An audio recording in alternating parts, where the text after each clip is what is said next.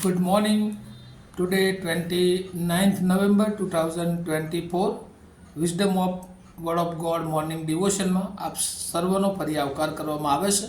પ્રેમી સલામ પાઠવવામાં આવે છે. આજે સવારે આપણે નીતિવચનોના પુસ્તકમાંથી એનો 11મો અધ્યાય અને એની બીજી કલમ પર પ્રભુનું વચન અને એના પર ટૂંકું મનન કરવા માગીએ છીએ. પ્રોવર્બ્સ ચેપ્ટર 11 વર્સ 2 અને પ્રભુનું વચન આ પ્રમાણે કહે છે, અહંકાર આવે છે ત્યારે ફજેતી પણ આવે છે, પણ નમ્રજનો પાસે જ્ઞાન હોય છે. અને અત્યારે જે આપણે સુલેમાનના નીતિવચનો જોઈ રહ્યા છે ને એમાં બહુ અદ્ભુત બાબતો આપણને જોવા મળે છે. અને એ કે વિઝડમ જે છે એ આપણા માર્ગને રક્ષણ કરે છે. અને આજે સવારે આપણે 3 બાબતો સંબંધી જે જોવા માગીએ છીએ, અને નમ્રતા, જ્ઞાન અને માન જે દોરવણી એ તરફ ઈશ્વર આપે છે. અને એમાં સૌથી પહેલી બાબત અભિમાન, અરોગન્સ અથવા અહંકાર, કે જેને હિબ્રુ શબ્દ જેના માટે વાપરવામાં આવે છે જાડોન, અને જેનો અર્થ થાય છે કે અભિમાની બની જવું અથવા તો સેલ્ફ રાઇચિયસનેસ, પોતાને કંઈક પોતાનામાં સેલ્ફ કોન્ફિડન્સ છે એવી બાબત એ એના અર્થ તરફ આપણને લઈ જાય છે. અને અહીંયા આપણે બાઇબલમાં જ્યારે જોઈએ છીએ ત્યારે 11મો અધ્યાય એની બીજી કલમના પહેલા ભાગમાં કહે છે, અહંકાર આવે છે ત્યારે ફજેતી આવે છે. પ્રાઇડ કમ, ડિસ્ગ્રેસ કમ અથવા તો શેમ કમ. એટલે જ્યારે અભિમાન આવે છે અને ત્યારે એને શરમજનક બાબતો અથવા એની ફજેતી, એનો નાશ બીજા અર્થમાં એ નક્કી હોય છે. કારણ કે એ અભિમાનના કારણે એ જે મેળવવા માગે છે તે મેળવી શકતો નથી. અને બાઇબલમાં એવા અસંખ્ય ઉદાહરણો છે કે જેને આપણે જો કોટ કરીએ તો એ અભિમાનના કારણે એમણે બધું ગુમાવ્યું. અભિમાન એટલે શું? ઈશ્વરને ન સ્વીકારવા અથવા ઈશ્વરને ઓળખતા નથી, ઈશ્વરનો અનાદર કરવો, એ બાબત તરફ લઈ જાય છે. અને આપણે જૂના કરારમાં જોઈએ તો નિર્ગમનનું પુસ્તક અને એનો 5મો અધ્યાય અને એની બીજી કલમ, જ્યાં ફારૂનના અભિમાન વિશેની વાત કરવામાં આવી છે, ત્યારે ફારૂને કહ્યું કે યહોવા કોણ છે કે હું તેની વાણી માનીને ઇઝરાયલ પુત્રોને જવા દઉં? હું યહોવાને ઓળખતો નથી અને વળી હું ઇઝરાયલને જવા પણ નહીં દઉં. કારણ કે મૂસા દ્વારા ઈશ્વરે એ વચન આપ્યું હતું કે યહોવા ઇઝરાયલનો દેવ એમ કહે છે કે મારા લોકને અરણ્યમાં મારે સારું પર્વ પાળવા જવા દે. અને એની સામે આ ફારૂન જે હઠીલો બન્યો હતો, જે અભિમાની કે ભાઈ નહીં જવા દો કારણ કે યહોવા કોણ છે, ને એટલે એ ઇનસિક્યુરિટી તરફ એ દોરી જાય છે. અને પછી આપણે જોઈએ છે કે ફારૂન એ કશું કરી શકતો નથી યહોવાની આજ્ઞાની આગળ, અને એ આખી ઇઝરાયલ પ્રજાને પ્રભુ છોડાવે છે, પ્રભુનું ભજન કરવાને માટે તે લઈ જાય છે. ત્યાર પછી બીજું એક ઉદાહરણ જો જૂના કરારમાં જોઈએ તો નામાન કોળિયા સંબંધી બીજો રાજા અને એનો 5મો અધ્યાય અને એની 11મી કલમ જો જોઈએ તો ત્યાં પણ જે એલિસા પ્રબોધક છે એની પાસે આ નામાન કોળિયો જાય છે. તે એને તો એવું હતું કે મને બેસાડશે, વિનંતી કરશે ને બધું કરશે, પણ એણે તો દૂરથી કહી દીધું કે જા તું 7 વાર જઈને નદીમાં ડૂબકી માર.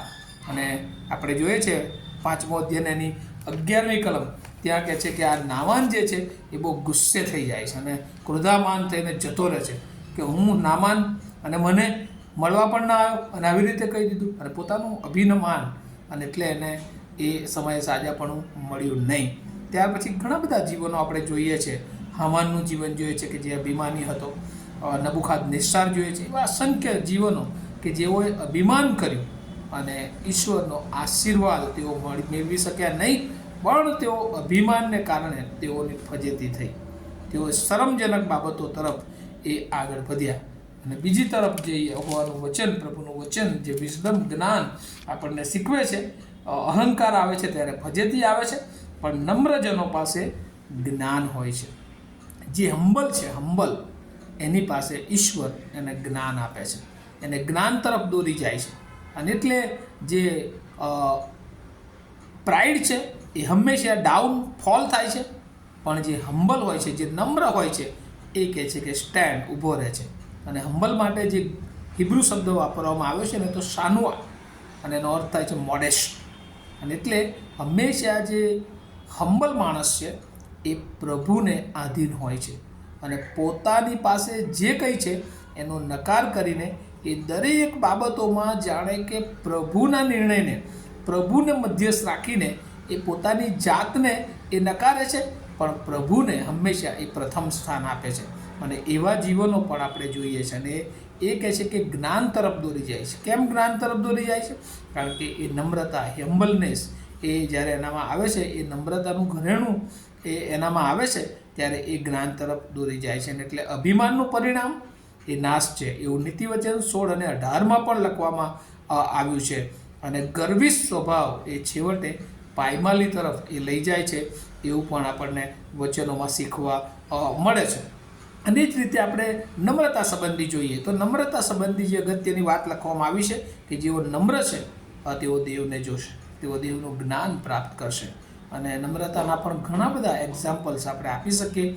જૂના કરારમાં યુસુફ, જોસેફ, ઉત્પત્તિ એનો 41મો અધ્યાય અને એનું 16મી કલમમાં જો આપણે જોઈએ તો જ્યારે એને સ્વપ્નનો ખુલાસો કરવાને માટે એ બોલાવવામાં આવ્યો ત્યારે એણે કીધું કે હું કોણ કે આ બધું કરી શકું, એ તો મારો પ્રભુ જ કરે. જો આપણે જોઈએ કલમ ઉત્પત્તિ એનો 41મો અધ્યાય અને એની 16મી કલમ અને પ્રભુનું વચન એ આ પ્રમાણે કહે છે. ઉત્પત્તિ 41 અને 16, ઉત્પત્તિ 41મો અધ્યાય અને એની 16મી કલમ અને પ્રભુનું વચન એ આ પ્રમાણે કહે છે.